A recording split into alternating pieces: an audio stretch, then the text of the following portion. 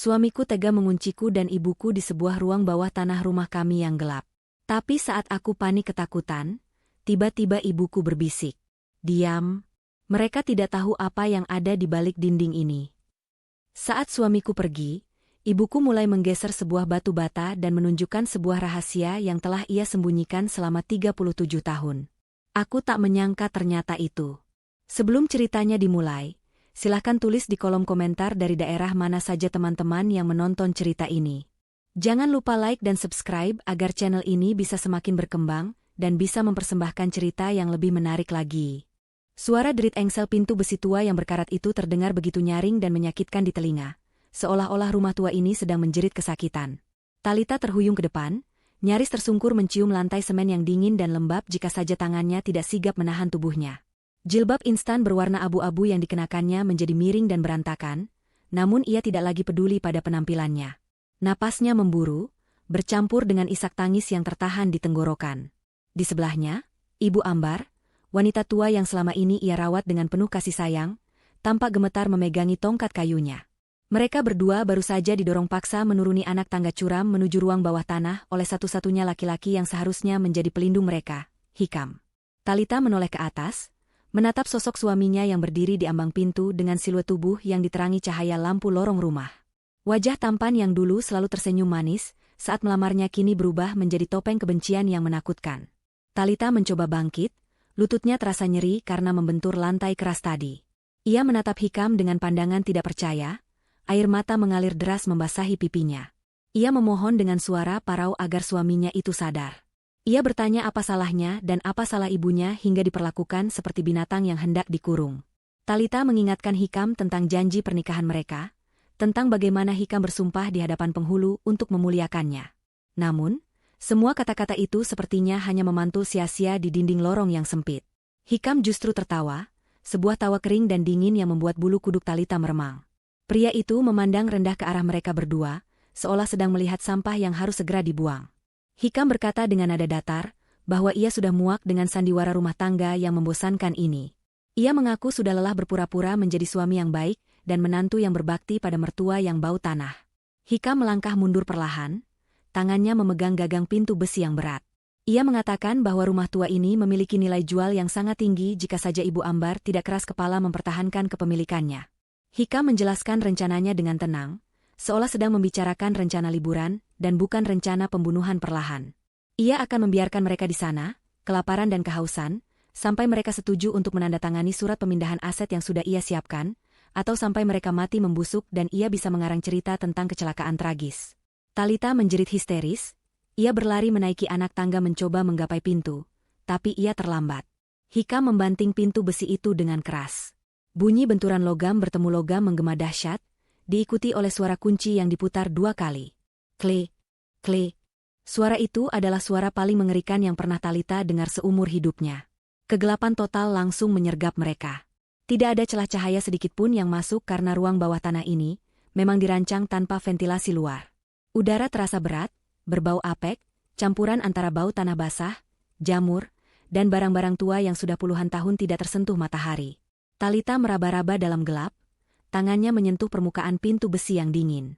Ia memukul-mukul pintu itu sekuat tenaga, berteriak memanggil nama Hikam, memohon belas kasihan, memohon setidaknya agar ibunya diberi air minum. Namun, tidak ada jawaban. Suara langkah kaki Hikam terdengar menjauh di lantai atas, ketukan sepatunya di atas lantai marmer terdengar semakin samar hingga akhirnya menghilang sepenuhnya. Sun. Hanya ada suara napas Talita yang tersengal-sengal dan detak jantungnya sendiri yang berdegup kencang seakan ingin meledak. Rasa takut yang luar biasa mulai merayapi pikiran Talita. Ia membayangkan skenario terburuk, mati perlahan di tempat gelap ini, dikerubungi tikus, tanpa ada orang yang tahu nasib mereka. Ia teringat tetangga mereka yang jarak rumahnya cukup jauh, sehingga teriakan sekeras apapun dari ruang bawah tanah ini tidak mungkin akan terdengar keluar. Keputusasaan mulai melumpuhkan saraf-sarafnya. Ia merosot duduk di anak tangga teratas, memeluk lututnya, dan menangis sejadi-jadinya. Ia merasa bodoh karena selama ini telah mempercayai Hikam, memberikan segalanya untuk pria itu, bahkan melawan keraguan keluarga besarnya saat awal menikah dulu. Ternyata cinta yang ia agung-agungkan hanyalah jalan menuju perangkap mematikan ini. Di tengah tangisannya yang memecah kesunyian, Talita tiba-tiba teringat pada Ibu Ambar. Ia merasa bersalah karena sibuk dengan ketakutannya sendiri dan melupakan ibunya yang sudah tua. Dalam kegelapan pekat itu, Talita mencoba menggapai-gapai ke arah di mana Ibu Ambar tadi berdiri. Ia memanggil ibunya dengan suara bergetar, takut jika ibunya pingsan atau terkena serangan jantung karena syok. Namun, anehnya, tidak ada suara tangisan atau kepanikan dari arah ibunya. Suasana di sekitar tempat Ibu Ambar berdiri terasa sangat tenang, terlalu tenang untuk situasi yang begitu mencekam. Tiba-tiba, sebuah tangan menyentuh bahu Talita. Tangan itu terasa hangat dan stabil, tidak gemetar sedikitpun. Itu tangan Ibu Ambar. Talita hendak kembali menangis dan mengadu betapa takutnya dia. Namun sebelum sempat ia mengeluarkan suara, tangan keriput ibunya bergerak naik dan menutup mulut Talita dengan lembut namun tegas.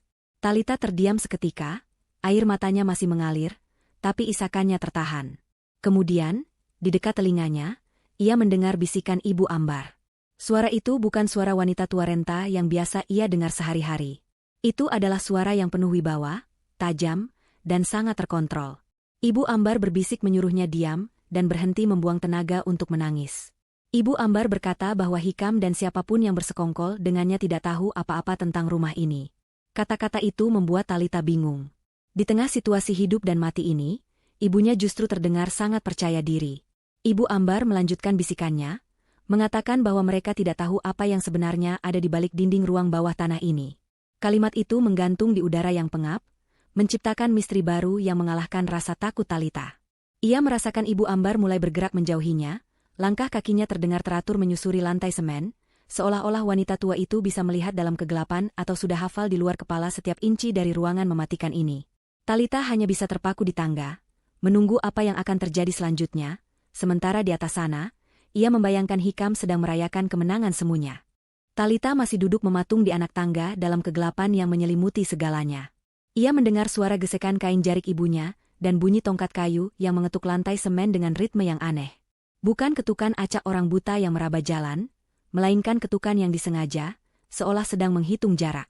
Talita memberanikan diri bertanya dengan suara lirih, memanggil ibunya dan bertanya apa yang sedang dilakukan. Namun Ibu Ambar tidak menjawab pertanyaannya secara langsung. Dari kejauhan, terdengar suara ibunya bergumam pelan, menghitung langkah dari sudut ruangan. 1, 2, 3, kiri. Gumaman itu terdengar sangat fokus, jauh dari kesan pikun yang selama ini melekat pada citra Ibu Ambar di mata orang lain. Suara gesekan tangan pada permukaan kasar terdengar jelas. Ibu Ambar sedang meraba dinding batu bata yang lembab di sisi utara ruangan. Talita ingat dinding itu hanyalah tembok kusam yang penuh dengan sarang laba-laba, tempat di mana mereka biasa menumpuk kardus-kardus bekas yang tidak terpakai. Tidak ada yang istimewa di sana selain bau tanah yang menyengat. Namun, Ibu Ambar terus meraba dengan tekun. Talita mendengar ibunya menarik napas panjang, lalu menghembuskannya perlahan, seolah sedang mengumpulkan tenaga atau mungkin sedang menikmati momen ini. Ibu Ambar berkata dalam gelap bahwa sudah 37 tahun ia menyiapkan momen ini. Momen di mana seorang laki-laki serakah akan mencoba mengambil alih apa yang bukan haknya. Kalimat itu membuat Talita merinding, bukan karena takut pada hantu, tapi karena ia merasa tidak mengenal sosok ibunya sendiri saat ini. Kemudian, terdengar suara gerusan batu yang berat. Talita membelalakan matanya meskipun percuma, karena ia tidak bisa melihat apa-apa. Suara itu seperti batu bata yang ditarik paksa dari susunannya. Ibu Ambar tidak sedang menghancurkan dinding, melainkan sedang mengoperasikan sesuatu. Terdengar bunyi klik mekanis yang sangat halus, seperti bunyi roda gigi yang saling mengunci setelah sekian lama terdiam. Lalu, suara desis hidrolik yang pelan namun bertenaga memenuhi ruangan bawah tanah itu. Talita merasakan getaran halus di lantai tempatnya duduk. Udara di ruangan itu tiba-tiba berubah, ada aliran udara baru yang lebih segar dan sejuk berhembus menerpa wajahnya, berbeda jauh dengan udara apek ruang bawah tanah. Secercah cahaya remang-remang perlahan muncul dari balik dinding. Talita menutup mulutnya dengan tangan, menahan jeritan kaget. Dinding batu bata di hadapannya, yang selama ini ia kira kokoh dan permanen, ternyata bergeser. Bagian tengah dinding itu mundur ke belakang lalu bergeser ke samping dengan gerakan mulus yang tak terduga, menciptakan celah selebar pintu. Cahaya yang keluar dari sana bukan cahaya lampu pijar kuning biasa, melainkan cahaya putih kebiruan yang berasal dari lampu LED strip yang tertanam rapi di lantai lorong di baliknya. Pemandangan itu begitu kontras dengan kekumuhan ruang bawah tanah, tempat mereka disekap. Di ambang pintu rahasia itu, siluet Ibu Ambar berdiri tegak. Postur tubuhnya tidak lagi membungkuk seperti nenek-nenek tua yang sakit punggung. Ia berdiri tegap, Tongkat kayunya kini ia pegang bukan sebagai penopang tubuh, melainkan seperti seorang komandan memegang tongkat komando. Ibu Ambar menoleh ke arah Talita yang masih terpaku di tangga. Wajah ibunya diterangi cahaya samar dari lorong, memperlihatkan ekspresi yang belum pernah Talita lihat sebelumnya. Tatapan mata yang tajam, penuh determinasi, dan senyum tipis yang menyeratkan kemenangan. Ibu Ambar melambaikan tangannya, memanggil Talita untuk mendekat dan masuk ke dalam. Ia berkata bahwa sudah waktunya Talita mengetahui siapa sebenarnya keluarga mereka, dan apa yang telah ia lindungi selama hampir 4 dekade dari orang-orang seperti Hikam. Dengan kaki gemetar, Talita memaksakan diri berdiri dan berjalan mendekati celah dinding itu. Semakin dekat ia melangkah, semakin jelas ia melihat apa yang ada di baliknya. Itu adalah sebuah lorong pendek yang berujung pada sebuah ruangan luas. Dinding lorong itu bukan terbuat dari batu bata kasar, melainkan dilapisi panel-panel logam dan kayu jati yang terlihat mahal dan kokoh. Talita melangkah melewati ambang pintu, dan seketika itu juga dinding batu bata di belakangnya menutup kembali secara otomatis dengan suara mendesing pelan, mengunci mereka di dalam area rahasia itu, dan meninggalkan kegelapan ruang bawah tanah di sisi luar. Kini mereka aman, tersembunyi di dalam perut rumah mereka sendiri. Pemandangan di depan mata Talita membuatnya lupa bernapas sejenak. Ruangan ini seperti kapsul waktu yang canggih. Ada deretan lemari arsip baja yang tersusun rapi, sebuah meja kerja besar dari kayu mahoni dengan tumpukan dokumen, dan yang paling mengejutkan adalah dinding yang dipenuhi layar monitor. Beberapa monitor terlihat tua dengan tabung cembung khas tahun 80-an namun masih menyala terang. Sementara beberapa perangkat lain terlihat lebih modern, seolah ruangan ini terus diperbarui dari masa ke masa secara diam-diam. Di sudut ruangan terdapat dapur kecil lengkap dengan persediaan makanan kaleng, air minum galon, dan sebuah generator listrik yang berdengung sangat halus, nyaris tak terdengar. Ibu Ambar berjalan menuju kursi kerja besar di depan deretan monitor itu. Ia duduk dengan gerakan luwes, lalu jemarinya yang keriput dengan lincah menari di atas papan tombol kontrol yang penuh dengan saklar dan tuas. Talita mendekat, matanya menyapu sekeliling ruangan dengan takjub dan bingung. Ia bertanya tempat apa ini sebenarnya. Ibu Ambar menjawab tanpa menoleh, matanya fokus pada layar-layar di depannya. Ia menjelaskan bahwa ayah Talita, yang meninggal sebelum Talita bisa mengingat wajahnya, bukan hanya seorang pedagang biasa seperti yang diceritakan selama ini. Ayahnya adalah seorang arsitek jenius yang paranoid, seorang perancang sistem keamanan untuk orang-orang kaya yang takut hartanya dicuri. Ruangan ini adalah mahakarya terakhirnya, sebuah ruang kendali, panic room, yang ia bangun khusus untuk melindungi istri dan anaknya dari ancaman musuh bisnisnya di masa lalu. Ibu Ambar menunjuk ke salah satu layar monitor terbesar di tengah. Layar itu menampilkan gambar hitam putih yang tajam dari kamera CCTV.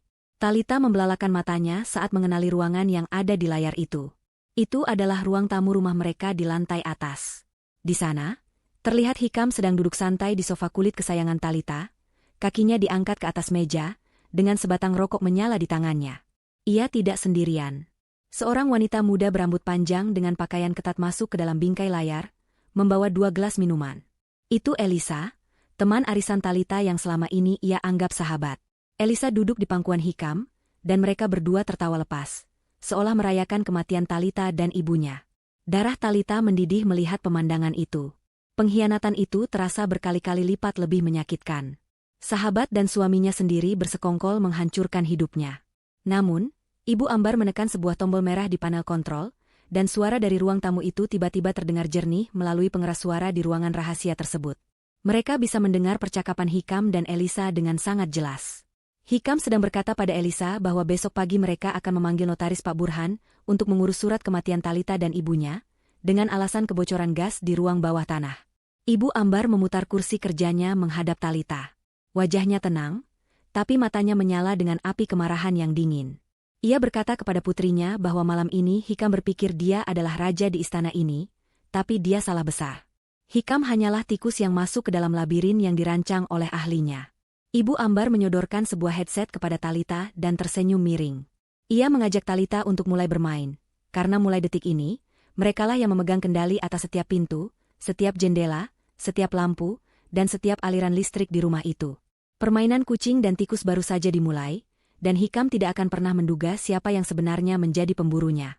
Talita masih berdiri terpaku di tengah ruangan yang terasa begitu asing namun, sekaligus memberikan rasa aman yang aneh.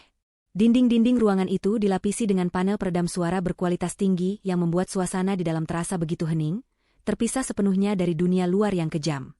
Udara di dalam ruangan ini terasa sejuk dan kering, diatur oleh sistem sirkulasi udara canggih yang tersembunyi di balik langit-langit rendah. Cahaya lampu neon panjang yang tertanam di plafon memandarkan sinar putih yang stabil, menerangi setiap sudut ruangan yang dipenuhi peralatan elektronik yang tampak seperti perpaduan antara teknologi masa lalu dan masa kini. Talitha menyentuh pinggiran meja kerja yang terbuat dari kayu jati solid, merasakan tekstur halusnya yang terawat, seolah meja itu baru saja dipoles kemarin sore. Ia tidak habis pikir bagaimana ibunya, Ibu Ambar, yang selama ini ia kenal sebagai wanita sederhana yang lebih suka menghabiskan waktu di kebun belakang, bisa menyembunyikan dunia rahasia sebesar ini tepat di bawah pijakan kaki mereka selama bertahun-tahun.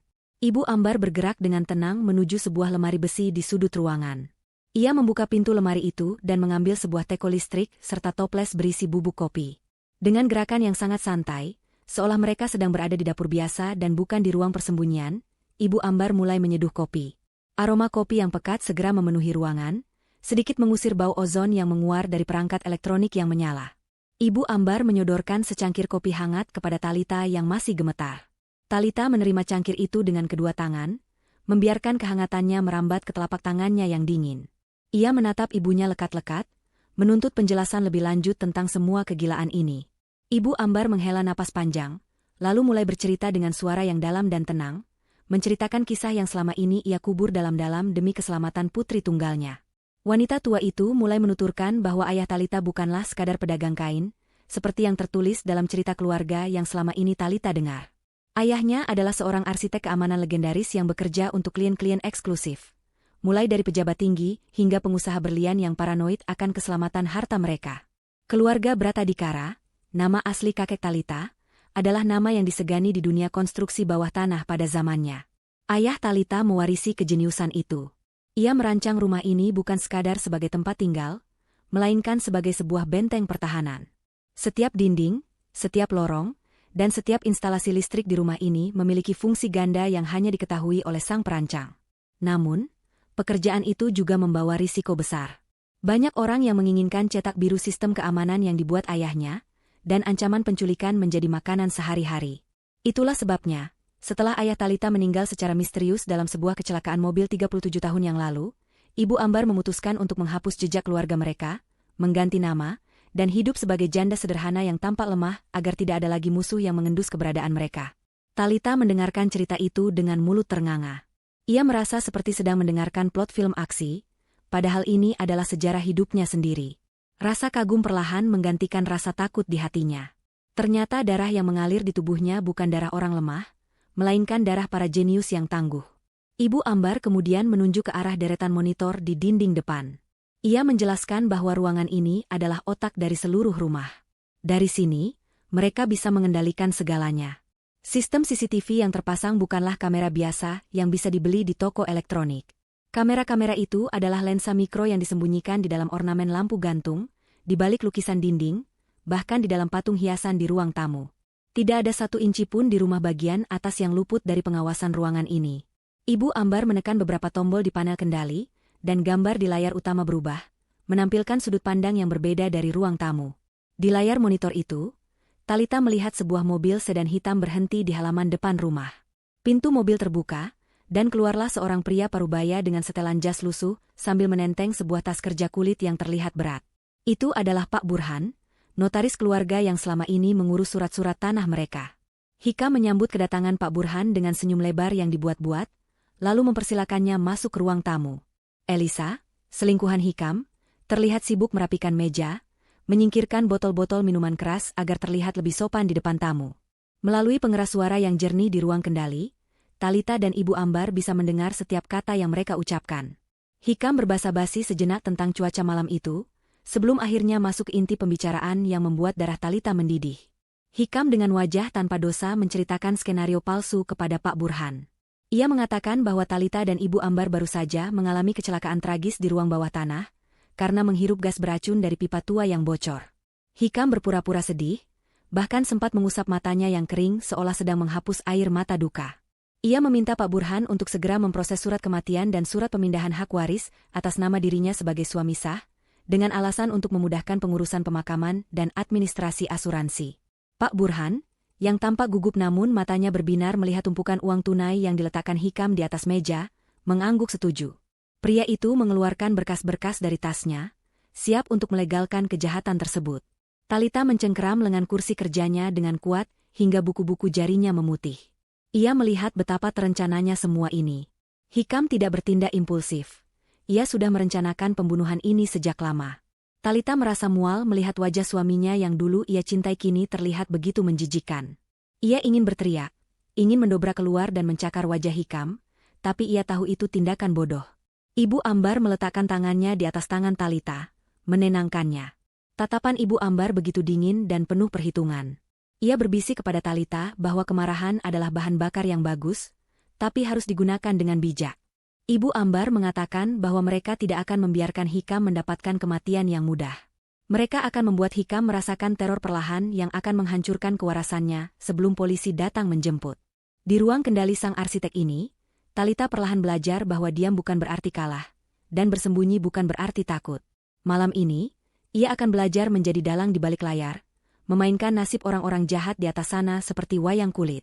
Suasana di dalam ruang rahasia itu semakin terasa intens seiring berjalannya waktu. Talita kini duduk di samping ibunya, matanya tak lepas dari layar monitor yang menampilkan drama kemunafikan di ruang tamu.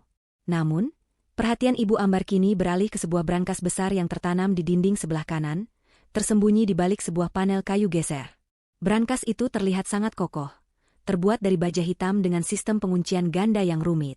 Ibu Ambar bangkit dari kursinya dan berjalan menuju brankas tersebut. Ia tidak menggunakan kunci biasa atau memutar kombinasi angka. Sebagai gantinya, ia menempelkan telapak tangannya pada sebuah lempengan kaca gelap di pintu brankas, lalu mendekatkan wajahnya ke sebuah lensa kecil di atasnya. Terdengar bunyi bip digital yang halus, diikuti suara mekanisme berat yang bergeser di dalam dinding baja itu. Pintu brankas terbuka perlahan dengan desis udara, mengungkapkan isi di dalamnya yang selama ini menjadi misteri. Talita mendekat dengan rasa ingin tahu yang membuncah. Ia membayangkan akan melihat tumpukan emas batangan atau uang tunai dalam jumlah besar seperti di film-film. Namun, isi brankas itu ternyata jauh lebih sederhana namun memiliki bobot nilai yang tak terbayangkan.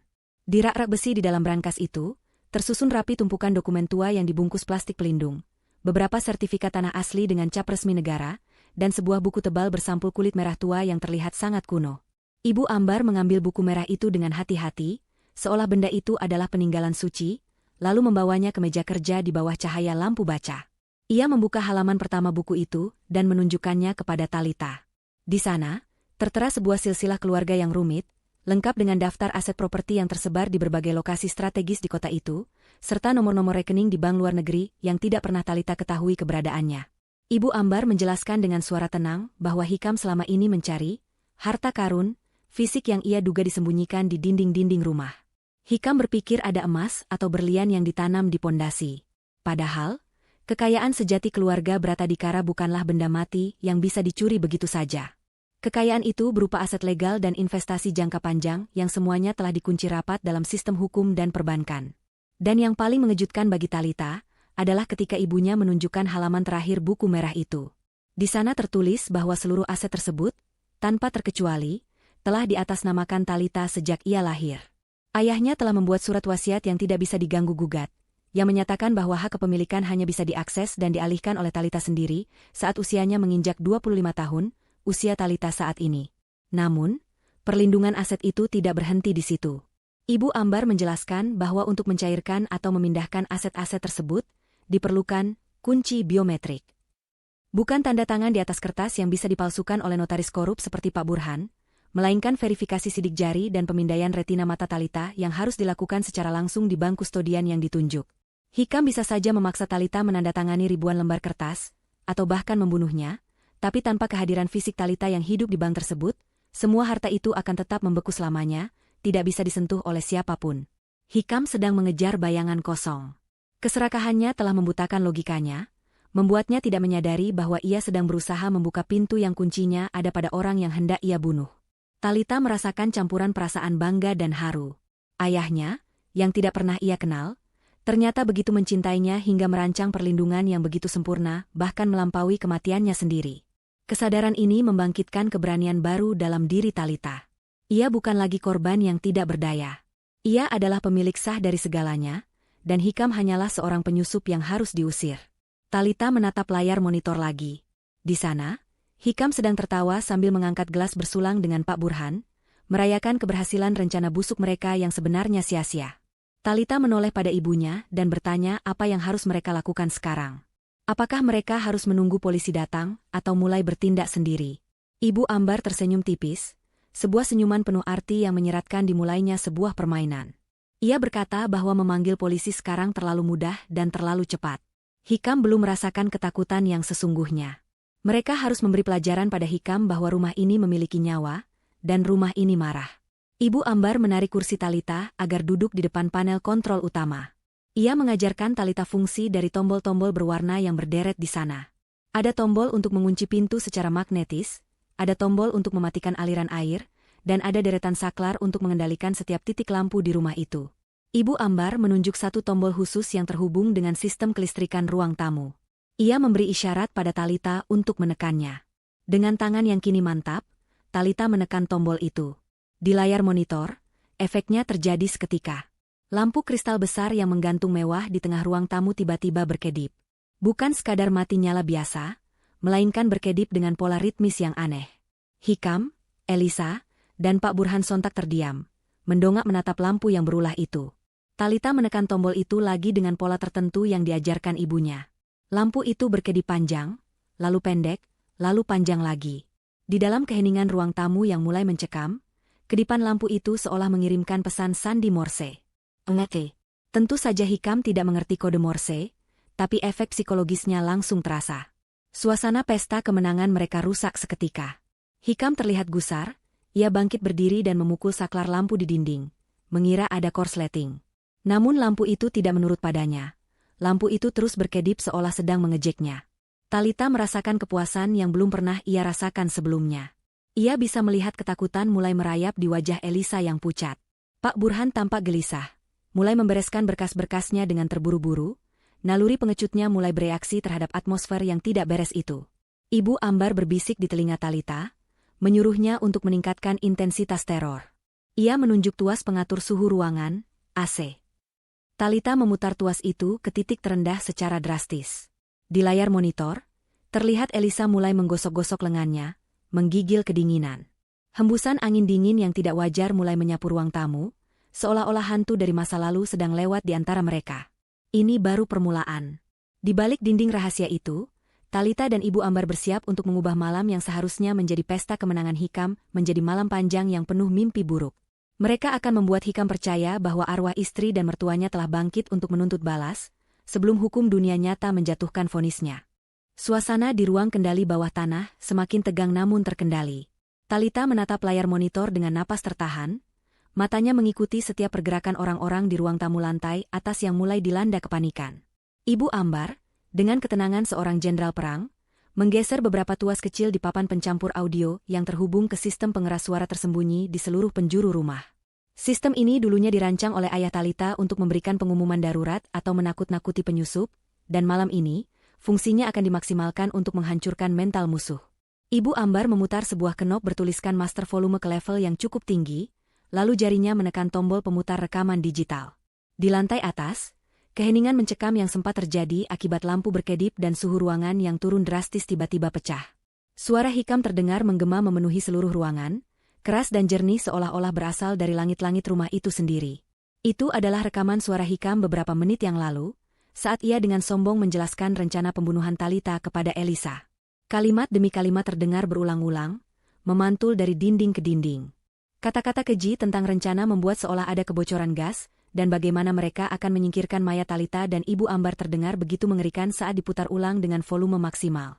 Wajah Hikam di layar monitor tampak pucat pasi, matanya liar mencari sumber suara. Ia berteriak menyuruh siapapun yang bermain-main dengannya untuk keluar, namun suaranya tenggelam oleh gema suaranya sendiri yang terus berulang seperti mantra kutukan. Pak Burhan, notaris yang sedari tadi sudah gelisah, akhirnya tidak kuat lagi menahan rasa takutnya.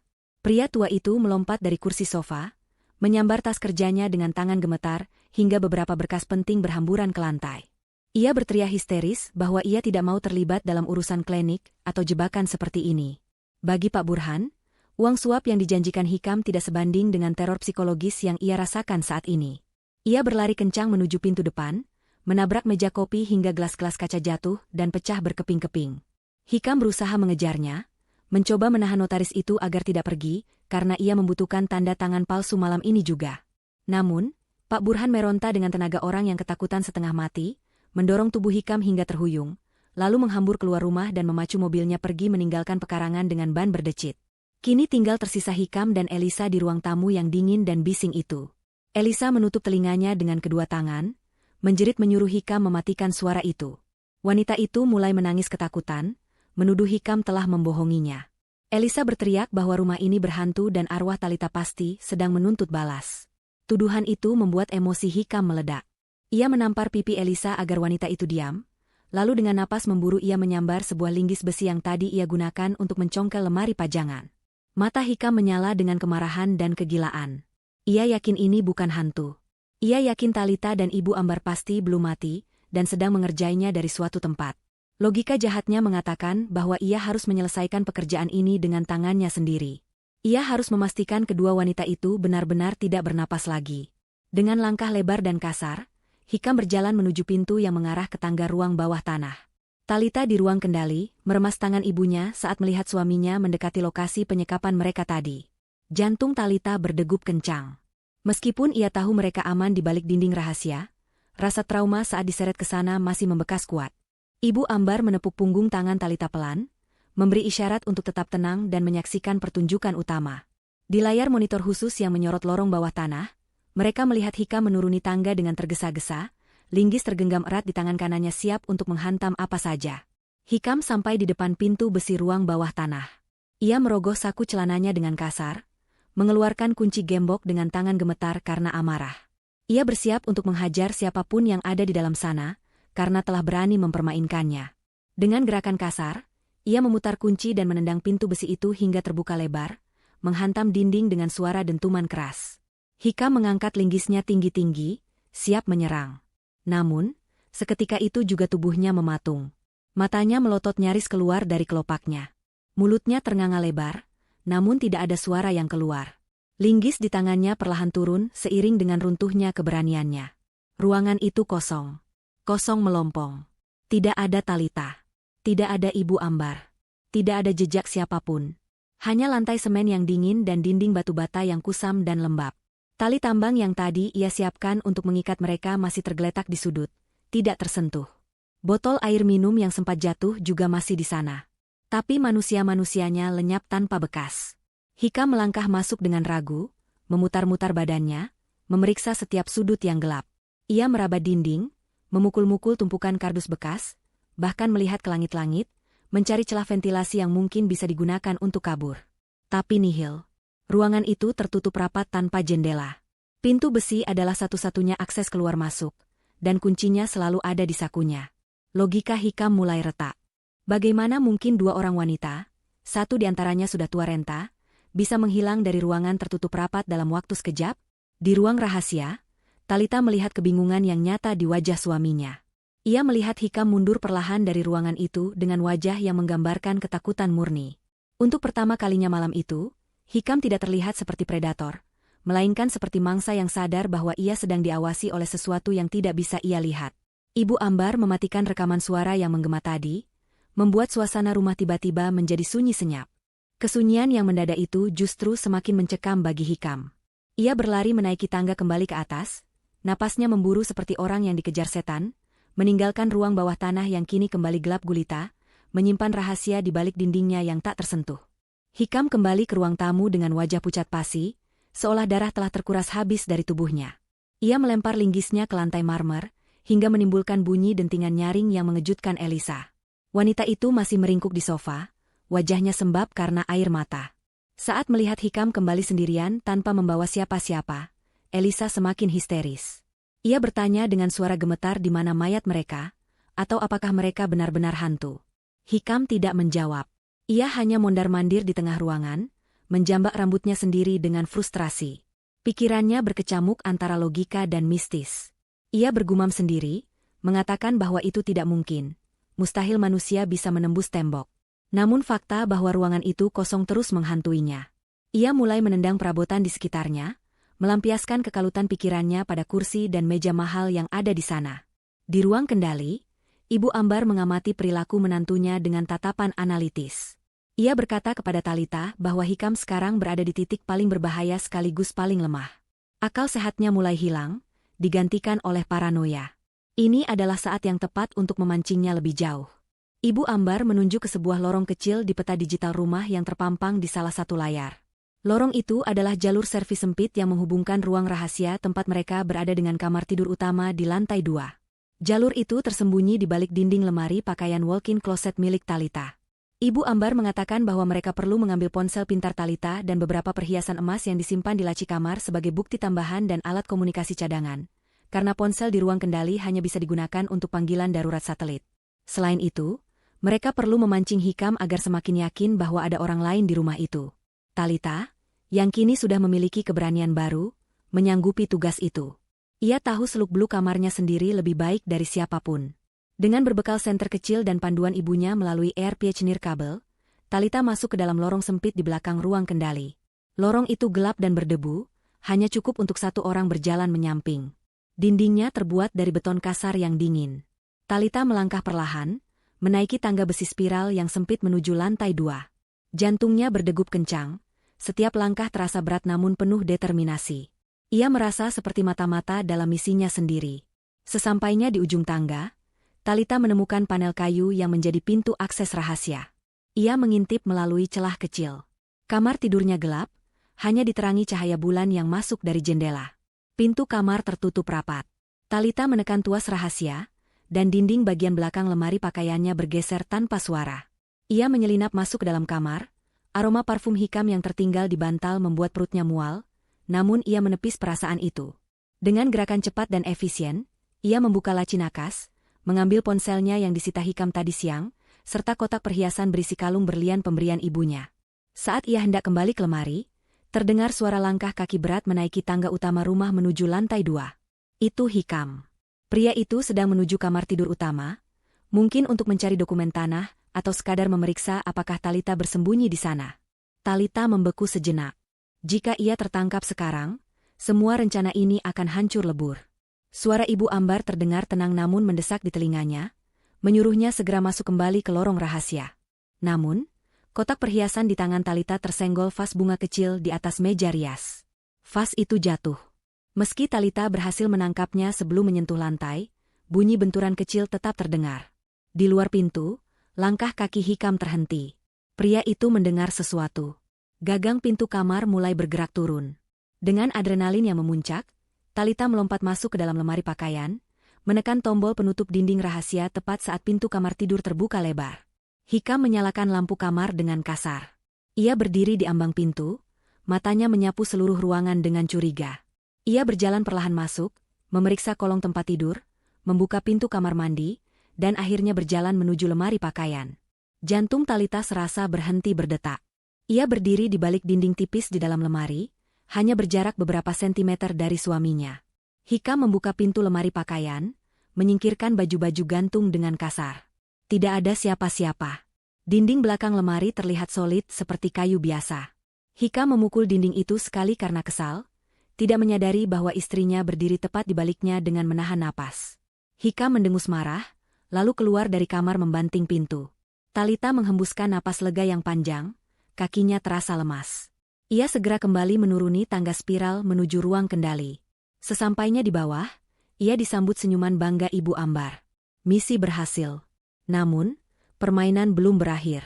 Hikam yang tidak menemukan siapapun di kamar tidur kini, kembali ke lantai bawah dengan kemarahan yang memuncak. Ia mulai menghancurkan dinding ruang tengah dengan linggisnya. Ia berteriak-teriak tidak jelas, menuduh dinding rumah ini menyembunyikan sesuatu. Ia memukul tembok di dekat perapian, hingga plester semennya rontok. Pukulannya semakin brutal, seolah ia ingin merobohkan rumah itu batu demi batu. Tindakan destruktif Hikam ini memicu sensor getaran yang tertanam di struktur rumah. Di ruang kendali, lampu indikator berwarna merah mulai berkedip cepat. Sistem keamanan rumah mendeteksi adanya upaya perusakan struktur yang membahayakan integritas bangunan. Ibu Ambar melihat layar dengan tatapan dingin. Ia berkata bahwa Hikam telah memilih nasibnya sendiri. Sistem pertahanan otomatis atau lockdown protocol telah aktif karena pemicu getaran ekstrim tersebut. Tiba-tiba, terdengar suara sirine rendah yang berdengung di seluruh rumah. Di lantai atas, Hikam berhenti memukul dinding, bingung dengan suara itu. Sebelum ia sempat bereaksi, terdengar suara dentuman logam yang serentak dari segala penjuru. Tirai-tirai besi rolling door yang tersembunyi di balik kosen jendela dan pintu meluncur turun dengan kecepatan tinggi. Brak, brak, brak. Dalam hitungan detik, seluruh akses keluar masuk rumah tertutup oleh jeruji besi tebal yang tidak mungkin ditembus oleh linggis sekalipun. Pintu utama, pintu belakang, jendela ruang tamu, hingga jendela kamar mandi, semuanya terkunci total. Rumah mewah itu kini berubah menjadi penjara besi yang kokoh. Hikam berlari menuju pintu depan, mencoba mengangkat teralis besi itu dengan tangan kosong, namun percuma. Besi itu terlalu berat dan terkunci secara mekanis. Ia lari ke jendela, memukul kaca hingga pecah, namun di baliknya tetap ada jeruji baja yang menghalanginya keluar. Ia terperangkap. Elisa menjerit histeris melihat keadaan itu, merasa seperti tikus yang masuk perangkap. Hikam berbalik menatap sekeliling rumahnya yang kini terasa semakin sempit dan mencekam. Ia menyadari bahwa ia bukan lagi tuan rumah di sini. Ia adalah tawanan. Dan dari pengeras suara yang kembali menyala, terdengar suara tawa pelan Ibu Ambar, tawa yang membuat darah Hikam membeku, menandakan bahwa sang pemburu kini benar-benar telah menjadi buruan di dalam labirin ciptaannya sendiri. Suasana di dalam rumah mewah itu, kini berubah menjadi seperti di dalam perut kapal selam yang sedang tenggelam. Teralis besi yang menutup seluruh akses keluar masuk membuat udara terasa semakin padat dan mencekam. Cahaya lampu yang masih berkedip-kedip, tidak beraturan menambah kesan horor, yang membuat kewarasan Elisa runtuh sepenuhnya. Wanita itu meringkuk di sudut ruangan, di bawah sebuah lukisan abstrak besar, sambil memeluk lututnya erat-erat. Ia menangis histeris, meracau tentang dosa-dosa masa lalunya, seolah sedang melakukan pengakuan dosa menjelang ajal. Ia menyalahkan Hikam atas semua ide gila ini. Elisa berteriak bahwa ia seharusnya tidak pernah mendengarkan bujuk rayu Hikam untuk merebut rumah ini. Ia hanya ingin uang, bukan terkurung dalam peti besi raksasa bersama orang gila. Hikam yang mendengar racauan Elisa menjadi semakin berang. Pria itu berdiri di tengah ruangan dengan napas memburu, matanya merah menyala menatap sekeliling. Linggis di tangannya masih ia genggam erat, seolah itu adalah satu-satunya teman yang bisa ia percaya saat ini. Ia berjalan mendekati Elisa, membentak wanita itu agar diam. Hikam mengatakan bahwa tangisan Elisa tidak akan membuat pintu besi itu terbuka. Namun Elisa justru semakin menjadi-jadi. Ia menuding wajah Hikam, menyebutnya sebagai pembunuh gagal dan penipu ulung. Elisa berteriak bahwa ia tahu Hikamlah yang memotong kabel rem mobil Talita bulan lalu, sebuah insiden yang waktu itu dianggap sebagai kelalaian bengkel semata. Elisa mengaku ia diam saja waktu itu karena cinta butanya, tapi sekarang ia sadar bahwa ia mencintai monster. Di ruang kendali bawah tanah, Talita tersentak mendengar pengakuan itu. Tangannya menutup mulut, matanya terbelalak menatap layar monitor. Jadi kecelakaan kecil yang ia alami di jalan tol sebulan lalu bukanlah kebetulan. Suaminya sendiri yang mencoba membunuhnya. Rasa sakit hati yang mendalam menghujam dada Talita, namun rasa itu segera tergantikan oleh kemarahan yang membara. Ibu Ambar, yang melihat reaksi putrinya, langsung mengambil tindakan. Ia menarik mikrofon ke dekat bibirnya, menekan tombol override agar suaranya terdengar dominan di seluruh penjuru rumah. Kali ini, ia tidak memutar rekaman. Ia berbicara langsung.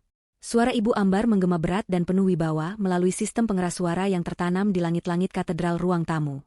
Ia memanggil nama Hikam dengan nada datar yang menusuk tulang.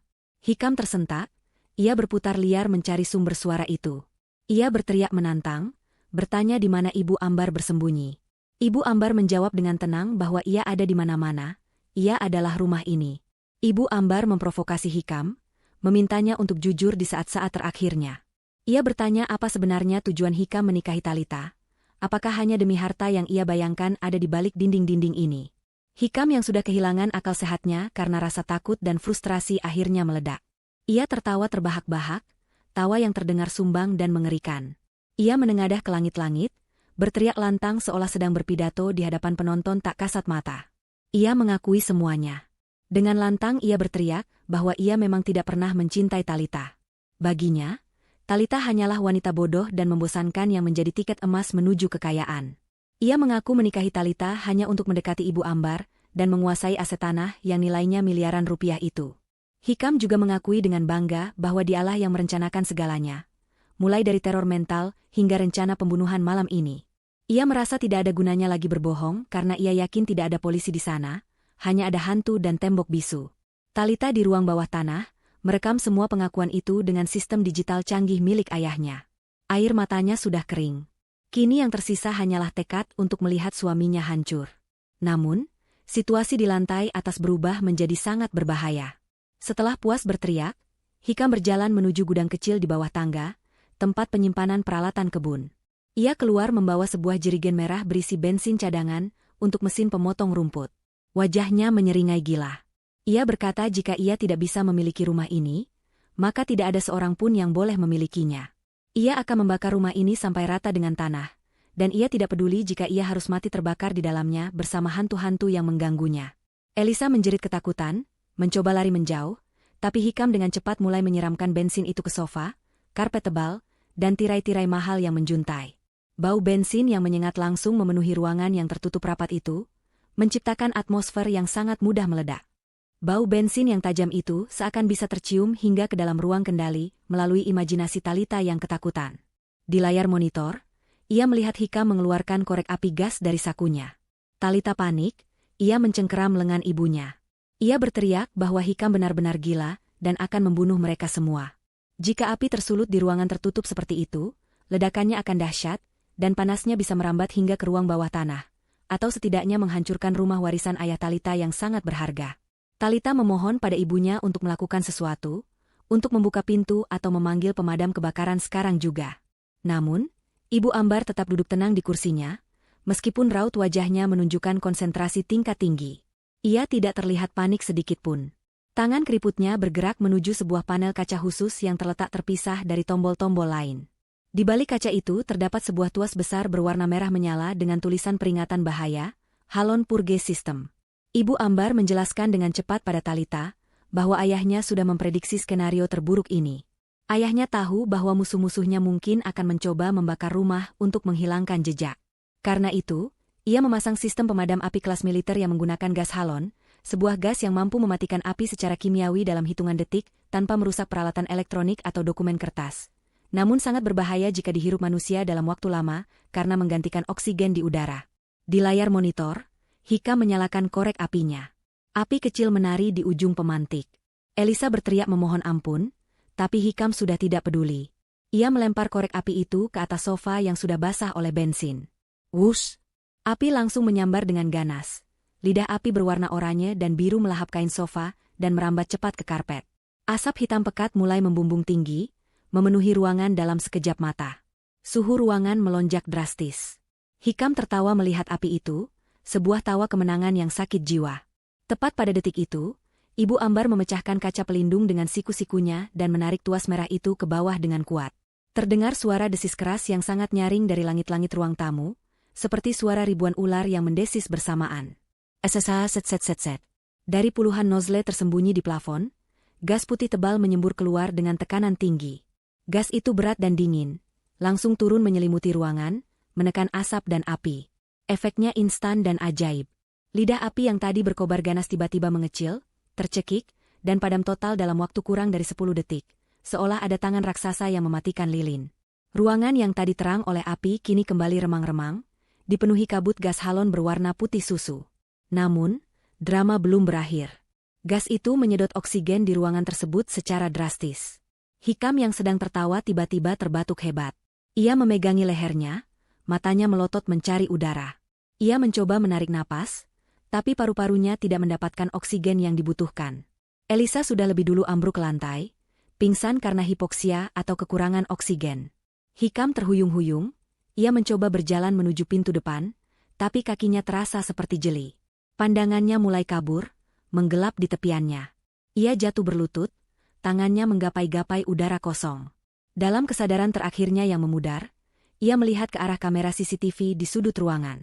Ia merasa seolah mata Ibu Ambar sedang menatapnya dari sana. Tubuh Hikam akhirnya menyerah. Ia jatuh telungkup di lantai marmer yang basah oleh sisa bensin dan gas, tidak sadarkan diri di samping linggis kesayangannya. Melihat musuh-musuhnya sudah lumpuh total, Ibu Ambar segera melakukan prosedur pembersihan udara. Ia menekan tombol ventilasi darurat.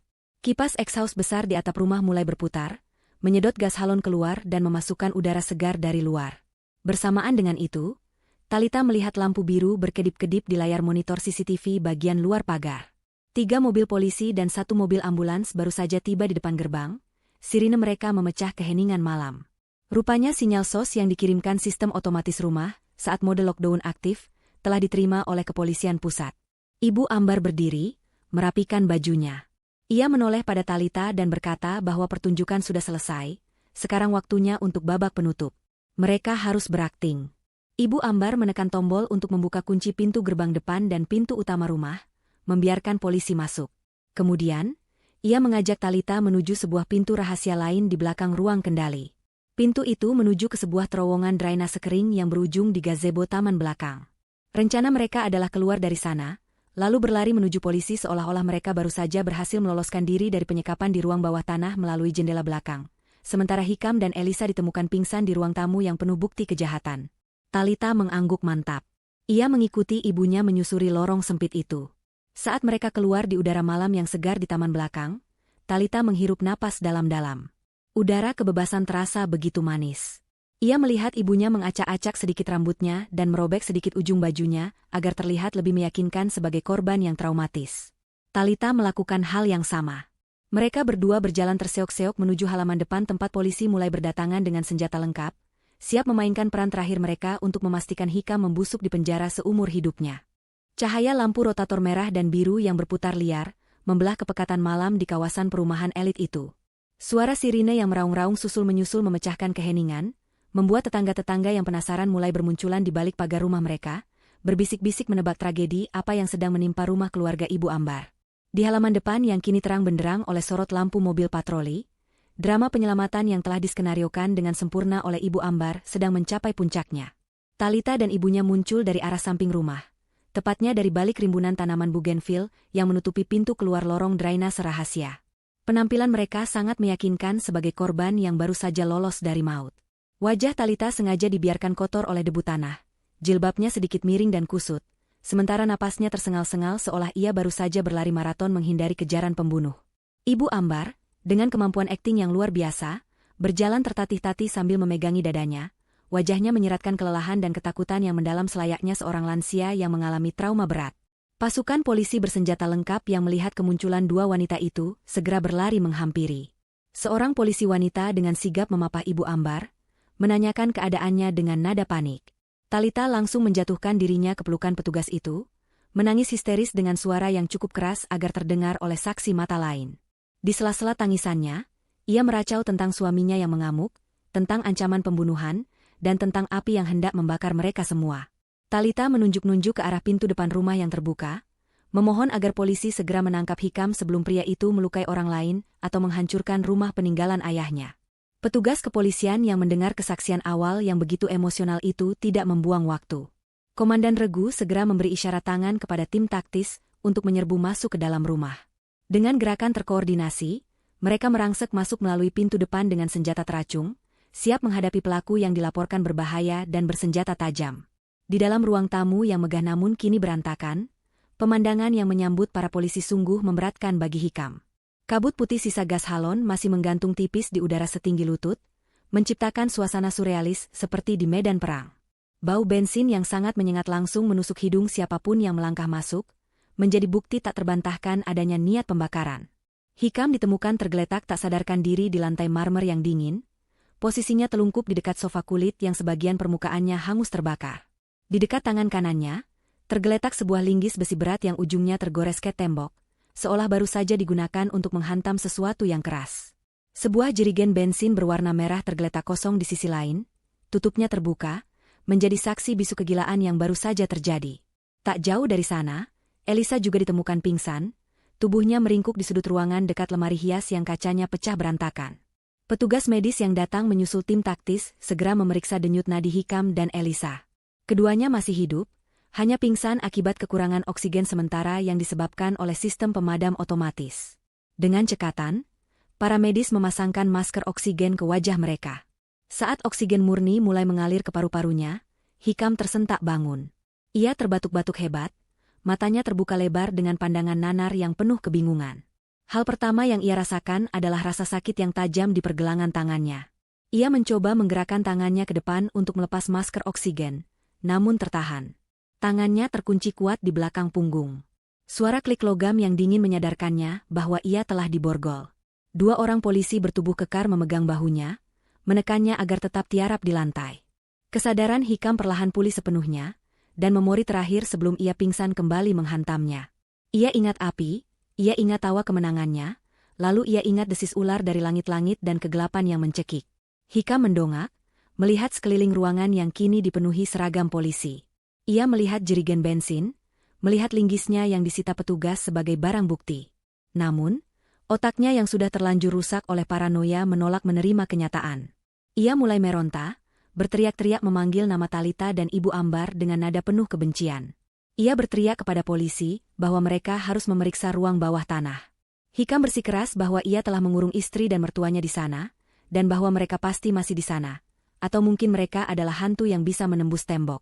Racauannya tentang dinding yang memakan manusia dan hantu yang mematikan lampu terdengar sangat tidak masuk akal di telinga para petugas, membuat mereka semakin yakin bahwa pria ini sedang berada di bawah pengaruh obat-obatan terlarang atau mengalami gangguan jiwa berat. Di luar rumah, Talita dan Ibu Ambar sedang duduk di bumper belakang mobil ambulans, diselimuti handuk tebal oleh petugas medis. Seorang detektif muda mendekati mereka untuk meminta keterangan awal. Talita, dengan air mata yang masih mengalir namun tatapan yang tajam, menyerahkan sebuah benda kepada detektif itu. Itu adalah laptop kerjanya yang ia bawa keluar dari ruang rahasia. Talita mengatakan bahwa secara tidak sengaja laptop itu merekam kejadian di ruang tamu, karena ia lupa mematikan fitur perekam suara saat sedang bekerja tadi sore. Detektif itu memutar rekaman tersebut di hadapan Talita dan beberapa petugas lain. Suara Hikam terdengar jelas dan jernih, memecah keheningan malam. Setiap kata yang diucapkan Hikam terekam dengan sempurna. Pengakuannya tentang rencana pembunuhan berencana, pengakuannya tentang tidak pernah mencintai Talita, dan teriakannya yang penuh kegilaan saat hendak membakar rumah. Aku akan membakar rumah ini sampai rata dengan tanah. Suara itu menggema dari pengeras suara laptop, menjadi vonis yang tak terbantahkan. Wajah detektif itu mengeras. Bukti ini sudah lebih dari cukup untuk menjerat Hikam dengan pasal berlapis. Mulai dari kekerasan dalam rumah tangga, percobaan pembunuhan berencana, hingga pembakaran properti dengan sengaja. Saat Hikam digelandang keluar rumah oleh dua petugas, ia melewati kerumunan tetangga yang menatapnya dengan pandangan jijik dan takut. Kilatan lampu kamera wartawan kriminal yang datang mendengar siaran radio polisi mulai menyambar-nyambar wajahnya, mengabadikan momen kejatuhan seorang suami yang serakah. Tepat sebelum dimasukkan ke dalam mobil patroli, langkah Hikam terhenti. Ia melihat ke arah ambulans. Di sana, Ibu Ambar duduk dengan tenang, selimut menutupi bahunya. Tidak ada lagi jejak wanita tua yang lemah dan sakit-sakitan. Postur tubuhnya tegak, dagunya terangkat dengan wibawa seorang ratu yang baru saja memenangkan perang dan memenggal kepala musuhnya. Mata Ibu Ambar bertemu dengan mata Hikam. Tatapan itu dingin, menusuk, dan penuh dengan kepuasan yang mengerikan. Perlahan, tangan kanan Ibu Ambar keluar dari balik selimut. Di tangannya, ia memegang sebuah batu bata merah. Itu adalah batu bata dumi yang menjadi kunci mekanisme pintu rahasia di ruang bawah tanah. Hikam mengenali bentuk dan warna batu bata itu, karena ia sempat melihat sekilas saat dinding bergeser dalam delusinya, atau setidaknya itulah yang ia pikirkan. Ibu Ambar tersenyum tipis, sangat tipis, lalu meremas batu bata itu dengan santai sebelum meletakkannya kembali di pangkuannya. Pesan itu tersampaikan dengan sangat jelas tanpa perlu satu kata pun terucap. Kau kalah telak, nak. Rumah ini, dinding ini, semuanya adalah milikku. Melihat senyuman dan batu bata itu, sisa kewarasan Hikam runtuh seketika. Ia menjerit histeris, meronta sekuat tenaga hingga hampir menjatuhkan petugas yang memeganginya. Ia berteriak menunjuk-nunjuk Ibu Ambar, menuduhnya sebagai penyihir, sebagai iblis yang mengendalikan batu bata. Ia berteriak bahwa dinding rumah itu hidup, bahwa mertuanya bisa berjalan menembus tembok. Dia memegang kuncinya. Dia iblis. Lepaskan aku. Dinding itu bernapas. Teriakannya yang semakin tidak terkendali membuat polisi terpaksa bertindak tegas. Mereka menekan kepala Hikam agar menunduk, mendorongnya masuk ke kursi belakang mobil patroli, dan membanting pintu hingga tertutup rapat. Dari balik kaca jendela mobil, Hikam masih terus berteriak dan memukul-mukul kaca. Matanya melotot liar menatap rumah yang berdiri kokoh di belakangnya. Rumah itu tampak gelap dan misterius, seolah sedang menertawakannya. Sementara itu, Elisa yang juga digiring ke mobil polisi terpisah hanya bisa menangis sesenggukan. Ia tidak melawan. Ia sudah hancur secara mental melihat bagaimana Hikam berubah menjadi monster, dan bagaimana rencana jahat mereka berbalik menyerang mereka sendiri. Elisa menunduk dalam-dalam saat melewati Talita, tidak berani menatap wajah sahabat yang telah ia hianati. Talita hanya memandang Elisa dengan tatapan datar, tanpa rasa kasihan, namun juga tanpa dendam yang berapi-api. Baginya, Elisa hanyalah pion kecil yang bodoh dalam permainan catur ini, korban lain dari keserakahan yang mematikan. Talita memalingkan wajahnya, memilih untuk fokus pada ibunya yang kini sedang menyesap air mineral yang diberikan petugas. Malam panjang yang penuh teror itu akhirnya mencapai ujungnya. Langit di timur mulai menampakkan semburat jingga tipis, menandakan fajar akan segera menyingsing, membawa cahaya matahari yang akan menyinari kemenangan mereka dan mengusir kegelapan yang selama ini menyelimuti rumah warisan itu. 3 bulan telah berlalu sejak malam yang penuh dengan api dan tipu daya itu. Musim hujan yang lembab dan suram kini telah berganti menjadi musim kemarau yang cerah. Langit biru bersih membentang di atas kota, seolah turut merayakan kebebasan baru yang dirasakan oleh penghuni rumah di jalan utama itu. Rumah mewah yang dulunya terasa suram, angker, dan dipenuhi oleh aura ketakutan kini telah berubah wajah sepenuhnya. Talita memutuskan untuk melakukan renovasi besar-besaran segera setelah kasus hukum selesai. Ia ingin menghapus jejak Hikam dari setiap sudut rumah. Dinding-dinding ruang tamu yang sempat hangus dan berbau asap kini telah dicat ulang dengan warna krem gading yang hangat dan elegan. Tirai-tirai berat yang dulu dipilih Hikam untuk menutupi jendela telah diganti dengan tirai tipis berwarna putih, membiarkan sinar matahari pagi dan angin segar masuk dengan leluasa ke dalam rumah, mengusir lembab dan kenangan buruk yang pernah bersarang di sana. Talita berdiri di tengah ruang tamu yang baru, memandangi sebuah lukisan besar yang baru saja dipasang di dinding utama. Lukisan itu adalah potret kakeknya, Tuan Bratadikara, sang arsitek jenius. Dalam lukisan itu, sang kakek memegang gulungan kertas cetak biru sambil tersenyum misterius, seolah ia tahu bahwa cucunya baru saja berhasil memecahkan teka-teki terbesar yang ia tinggalkan. Talita tersenyum balik pada lukisan itu. Penampilan Talita pun kini telah berubah. Tidak ada lagi wanita muda yang terlihat ragu-ragu dan selalu menunduk patuh. Talita kini tampil dengan gaya busana muslimah modern yang cik dan profesional. Ia mengenakan blazer dengan potongan tegas dan jilbab bermotif geometris yang rapi. Aura kepemimpinan memancar kuat dari dirinya. Ia bukan lagi sekadar istri penurut. Ia adalah kepala keluarga Bratadikara yang baru, pemegang kendali atas aset dan warisan yang luar biasa besar. Berita tentang persidangan Hikam dan Elisa menjadi topik hangat yang menghiasi halaman utama surat kabar dan portal berita daring selama berminggu-minggu. Publik dibuat ternganga oleh fakta-fakta yang terungkap di pengadilan. Rekaman suara yang diputar sebagai barang bukti utama, membuat tidak ada celah bagi pengacara Hikam untuk membela kliennya. Ditambah lagi dengan kesaksian Pak Burhan, notaris pengecut yang tertangkap di bandara saat mencoba kabur ke luar negeri, semakin memperberat posisi Hikam. Pak Burhan bernyanyi nyaring demi mendapatkan keringanan hukuman, membeberkan semua rencana pemalsuan surat tanah dan skenario kematian palsu yang disusun Hikam. Namun, yang paling mengejutkan adalah kondisi mental Hikam. Di dalam sel tahanan sementara, Hikam terus-menerus berhalusinasi tentang dinding yang bergerak dan menyempit. Ia menolak tidur karena takut dinding sel akan menelannya. Psikiater forensik mendiagnosisnya menderita skizofrenia paranoid akut yang dipicu oleh syok berat dan obsesi patologis. Hakim akhirnya menjatuhkan vonis yang dianggap sangat adil oleh Talita. Hikam dinyatakan bersalah atas percobaan pembunuhan berencana, namun karena kondisi jiwanya, ia tidak dikirim ke penjara umum, melainkan ke bangsal isolasi rumah sakit jiwa daerah dengan pengamanan maksimum untuk seumur hidupnya. Di sana, ia akan menghabiskan sisa hidupnya terkurung dalam ruangan empuk berwarna putih, selamanya dihantui oleh ketakutannya sendiri terhadap dinding. Elisa, yang memberikan kesaksian memberatkan untuk Hikam, tetap dijatuhi hukuman 5 tahun penjara karena persekongkolan jahat. Keadilan telah ditegakkan dengan cara yang paling puitis. Sore itu, suasana di teras belakang rumah terasa begitu damai. Talita duduk bersantai di kursi rotan bersama Ibu Ambar, menikmati teh hangat dan kue kering buatan sendiri. Taman belakang yang dulu tidak terawat kini, telah disulap menjadi taman bunga yang asri dengan gemericik air mancur kecil di sudutnya. Namun, perubahan terbesar terjadi pada akses menuju ruang bawah tanah. Talita dan Ibu Ambar sepakat untuk tidak menutup kembali dinding rahasia itu. Sebaliknya, mereka merombak total area tersebut. Dinding batu bata yang menjadi pintu masuk kini dibiarkan terbuka secara permanen, dipasangi bingkai kayu jati yang kokoh. Ruang kendali dan lorong di bawahnya telah direnovasi menjadi perpustakaan pribadi dan galeri arsip keluarga.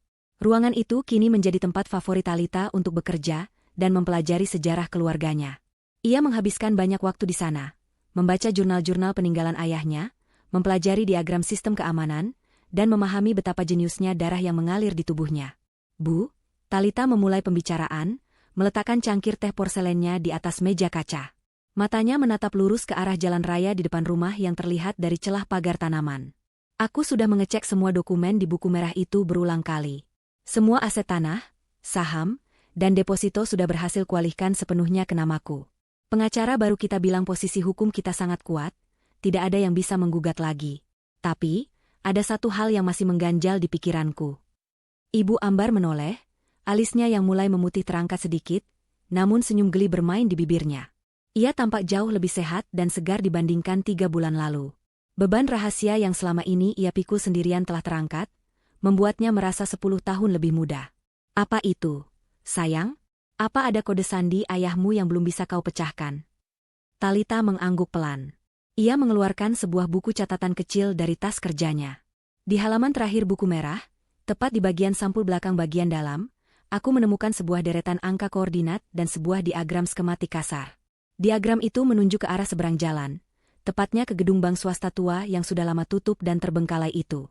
Ayah menuliskan catatan kecil dengan tinta merah di bawahnya, jalur darurat B, Hasanah Besi.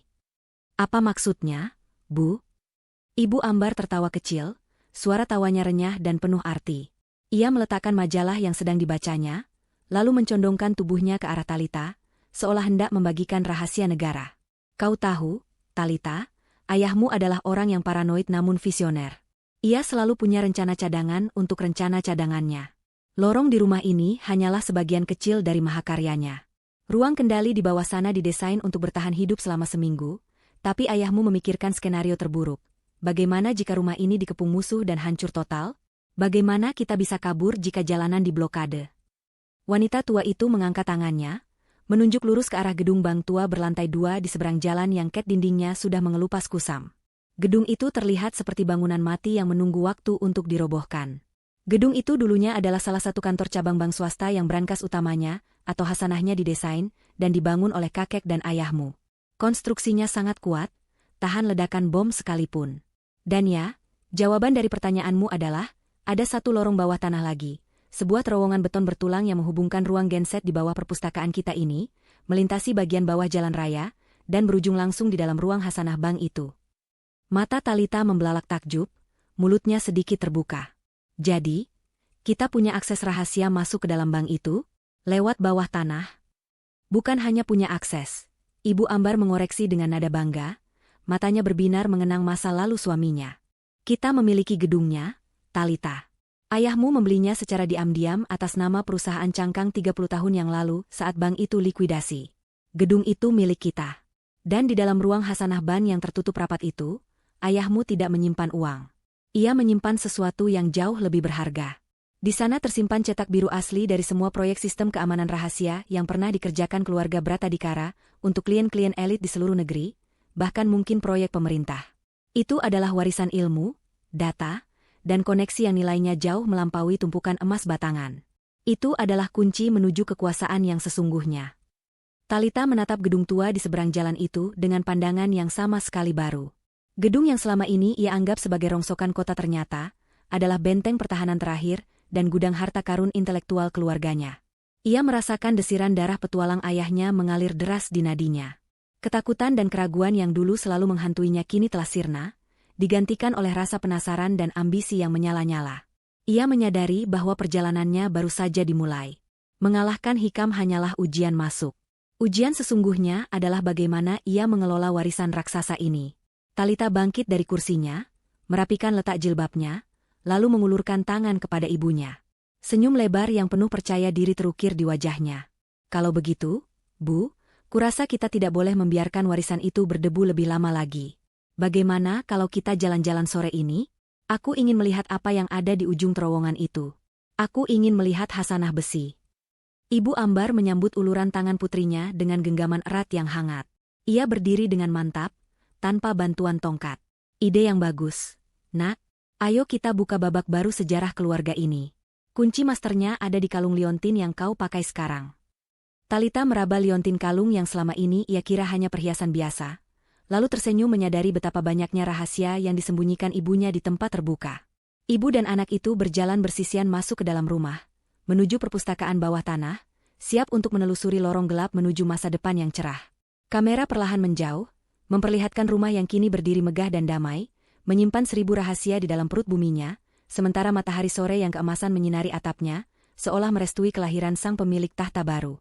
Kisah tentang ketakutan telah berakhir, berganti menjadi kisah tentang kekuatan dan warisan yang tak tergoyahkan.